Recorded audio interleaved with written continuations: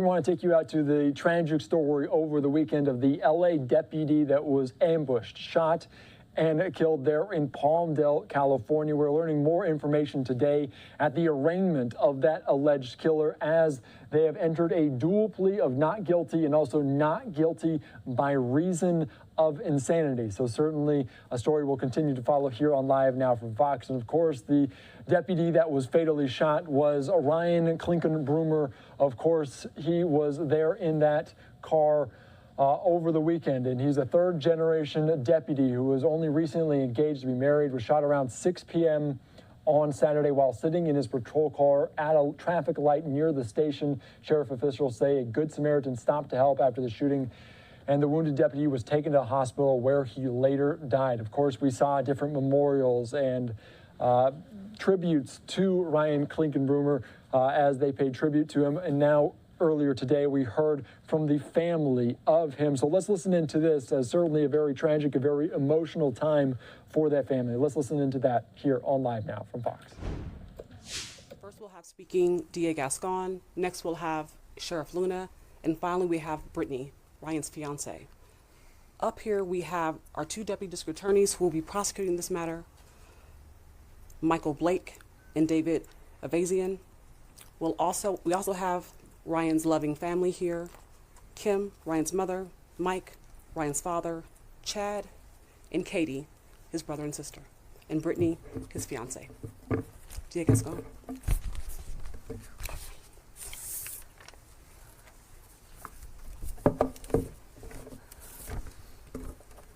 Good afternoon, everyone. For the men and women of the Sheriff Department, thank you for being here today. Appreciate you. Our trial team, thank you.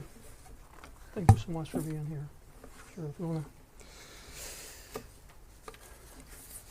You know, someone that was a police officer for over 30 years, this hits home in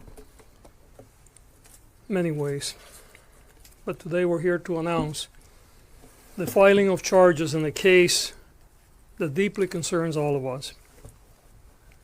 Kevin Salazar is facing charges of murder accompanied by 3 special circumstances allegations in the murder of Deputy Ryan Clinkunbroomer. First special circumstance that we have alleged is that the killing was committed against a peace officer.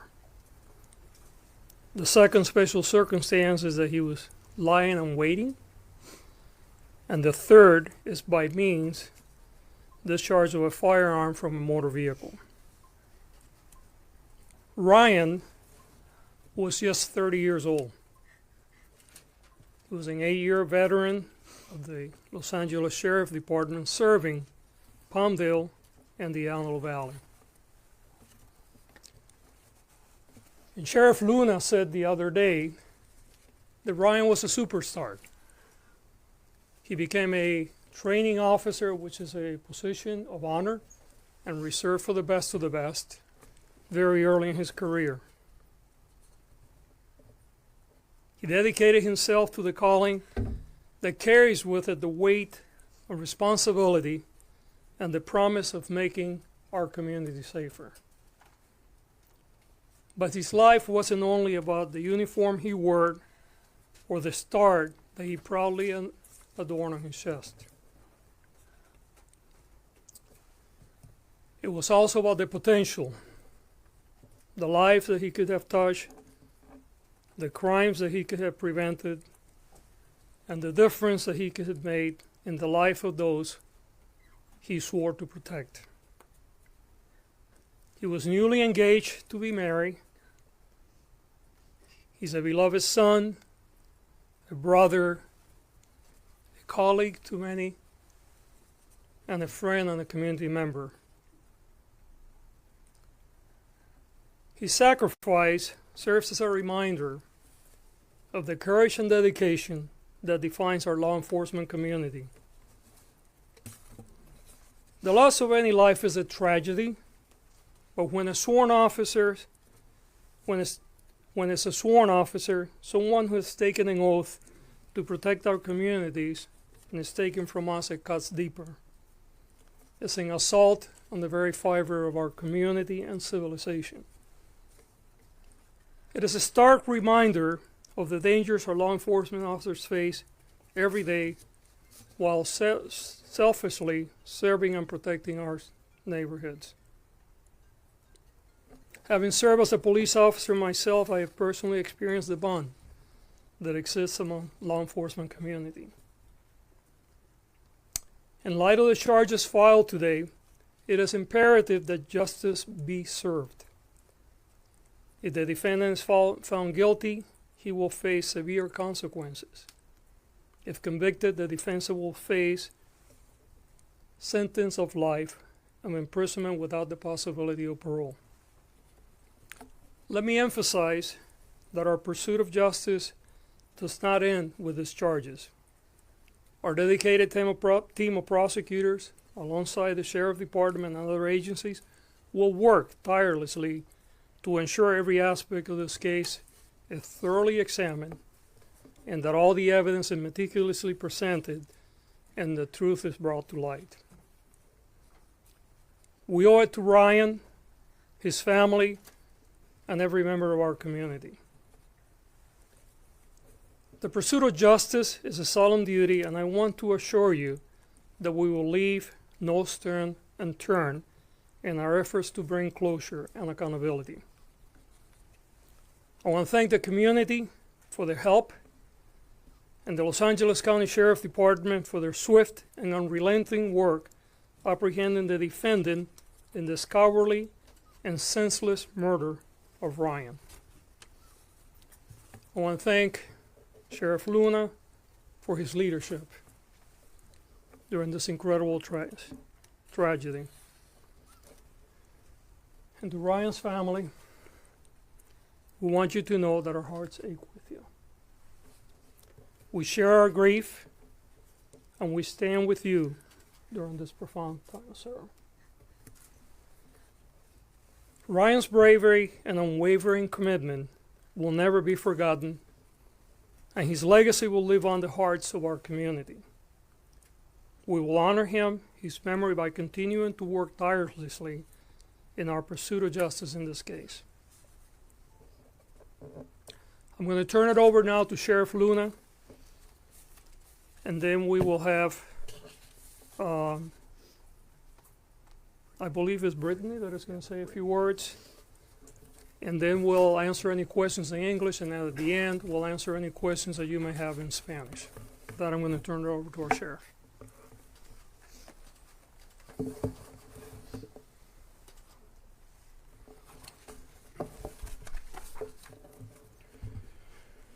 Again, thank you all for coming here. And a lot of what I'm going to say up here is really just a lot of thank yous. Most importantly, the biggest thank you goes to the family here to my right. Not only for having the courage to stand here today, which you can only imagine how difficult it is for them. They just delivered their son's body from the coroner's office to a mortuary. Think about that for a second. They are amazing. When you hear about all the stories about Ryan and the incredible human being he was, you spend 2 minutes with this family and you understand right away why he was the way he was. Grandfather, father, mother who served with the Los Angeles County Sheriff's Department, brother who serves with another law enforcement agency, a neighboring agency. Just incredible people, service running through their veins. And I want to personally, publicly thank you for sharing Ryan with us. We can't thank you enough. Over to my left, you have standing very proudly deputies from the Palmdale station who are his brothers, who work with him day in and day out. They put their life on the line every day, just like Ryan did. And to remind everybody, Ryan had just left the station, in uniform in a black and white police car, sitting there just waiting for a red light to turn. And he's never coming home again. Thank you for what you do. And I know you did everything you could to take care of Ryan and to take care of each other. We're hurting right now. The family's hurting. This department's hurting. So I do appreciate all the work that all of you did because you helped us bring this case. You helped us arrest this individual who committed this ambush, murder of our deputy. You came, you reported, people came forward, and in true partnership with our community in Palmdale, people stepped up to the plate and provided information to our detectives who were relentless. I had to tell some of these men and women, hey, you got to go home and get some rest. They would look at me, turn away, and continue to work. That's a level of commitment they showed to solve this case, all the way through to the arrest, the professionalism, the discipline that they showed. And I also want to end because, honestly, you need to hear, you need to hear from Brittany. That's who we're here to listen to. Before I turn it over to her, just please remember the pain that she's going through and will continue to go through. And I'm going to be standing right next to her, and I'm going to protect her like a lion. So just please respect her. But before I turn the mic over to Brittany, I would like to thank our district attorney. Him and I had several conversations during the last several days. We promised the parents that we would arrest this individual. They talked to me about prosecution, and based on the DA's announcement today,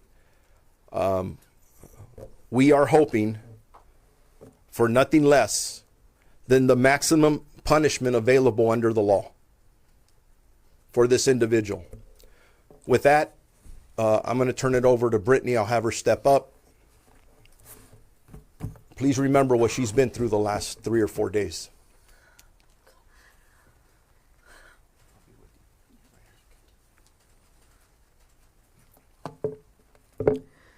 My name is Brittany Lindsey.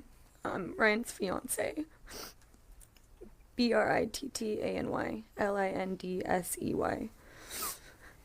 First of all, I want to thank each and every officer from the bottom of my heart. Thank you for everything you've done for our family the last few days. I also want to say thank you to anyone that helped solve this case. Ryan was the best guy I've ever met. He was so thoughtful, caring, and everyone who met him or knew him loved him. I'm so happy I was able to love him. It was not long enough. I couldn't wait to start our lives together. We were just engaged, planning to get married and start a family. Ryan, I miss you and I love you so much. I don't know how to live without you, and I didn't ever want to imagine it. Now look down on all your brothers and sisters in blue. Keep them safe so this never happens to anyone else. Protect them and watch over them as they continue to serve their community. Until we meet again.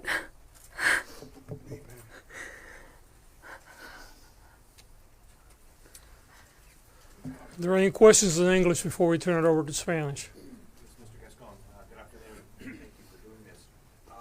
Can you talk a little bit about the special circumstances and how you came to those conclusions, and was that a tough decision? It was not a tough decision. We have a process. I'm going to turn it over to the trial team to get into the details, but I can tell you that what made it tough is a tragedy. My family and I have been around policing since I left the Army many years ago.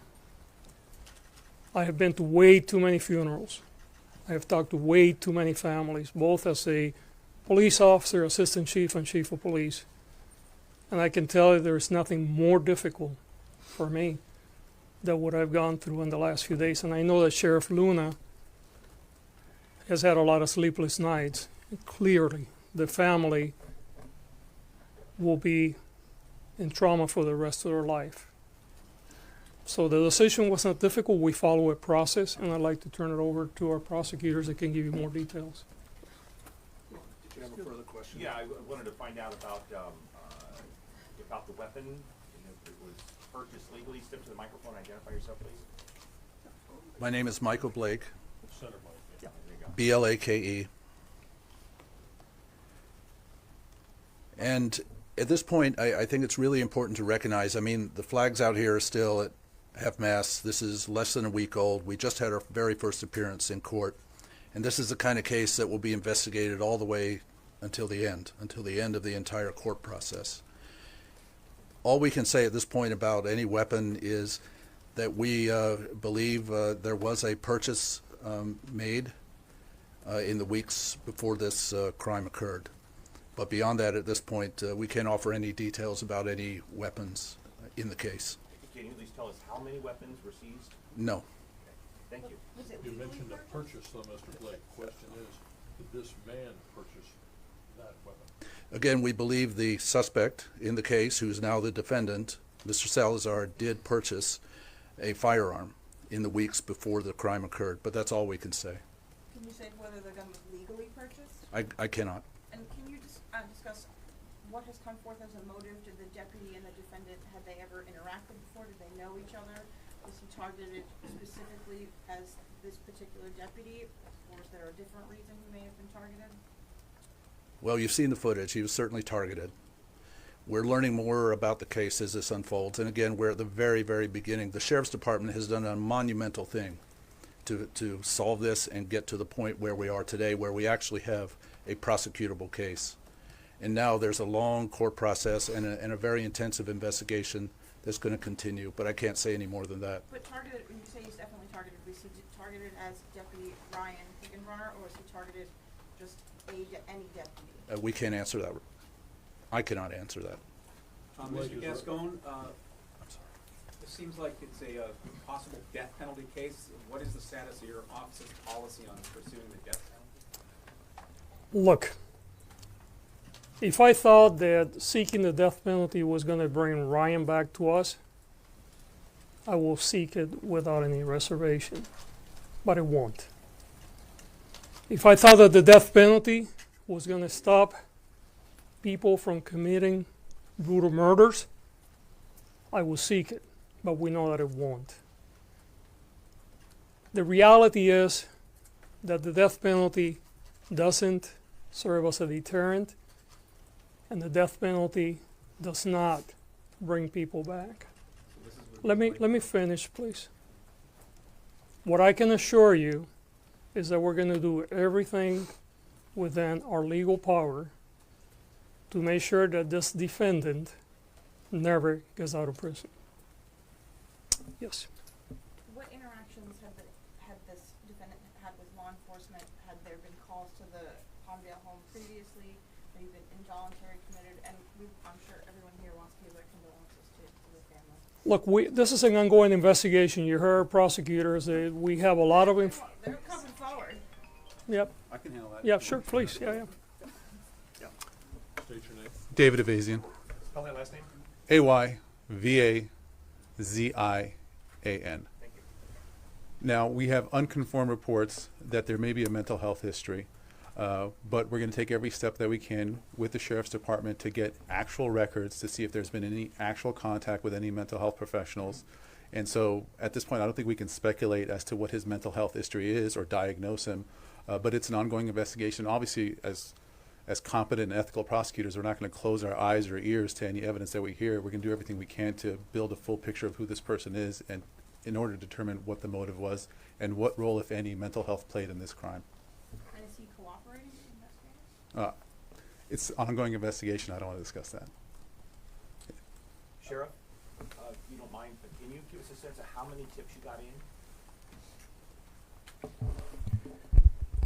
As you see from our partners at the district attorney's office, our job was to bring the community forward, get every fact, piece of evidence that we can provide so they can present the best case possible. There are a lot of factors involved here. There's a part of me that wants to stand up here and say, hey, this is this, and there's so much unconfirmed information. We're still in the process of putting it all together, which includes part of the question you're asking. But I got to be honest with you, we have a long, difficult journey ahead of us. And we have one goal collectively, and that's to make sure that this individual never is able to get out on the street again.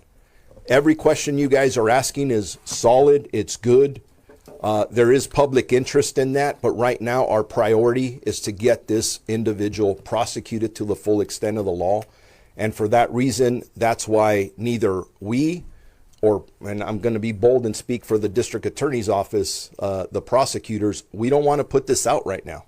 And it's not because we have something to hide, it's because we need to get this individual prosecuted with the facts and evidence that we have. Thank you. Okay. Any other questions in English before we move to Spanish? One more? Can you discuss what led you to him? There have been reports about 2 road rage incidents.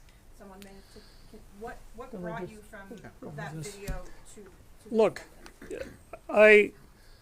you heard the sheriff, you heard my team. This is an ongoing investigation. The last thing that we want to do here today is put out information that may compromise the prosecution or that might lead the public to a wrong conclusion. We're not being cagey. We're simply protecting the integrity of the investigation and the prosecution. Our number one concern right now is to make sure that this individual never, ever gets out of prison. And everyone is working really hard. Let me turn it over to Spanish now. What if your charges is lying in wait or the special circumstances? What was he doing to lie in wait? You want to give a quick explanation? One thing I'd like to add, David Avazian, is that Mr. Blake and I reviewed the evidence in conjunction with our supervisors, in conjunction with the administration, and obviously with the assistance of the Sheriff's Homicide, which obviously did an amazing job. We would not file the case as we did today if we did not believe that the evidence as it stands today is proof beyond a reasonable doubt for 12 jurors to convict this person. Now, obviously, we're not going to close our eyes or ears. We're going to keep listening to and hearing evidence, and we're going to keep collecting evidence and do the best we can to paint a fuller picture. But at this point, we believe the evidence is sufficient for a conviction. That being said, you had a question about the laying in wait. If you've seen the video and the way it's been described as an ambush, that is consistent with the laying in wait theory of prosecution. Does that make sense? Thank you. Spanish questions? Okay, Spanish. All right, I'm Lexi Petrovich. You're watching Live Now from Fox. Thanks for being with us, hearing from the family and the fiance of the deputy who was killed in California over the weekend for the first time there. We are going to step away for a quick commercial break. Much more to come here on Live Now. We'll see you back right after this quick break.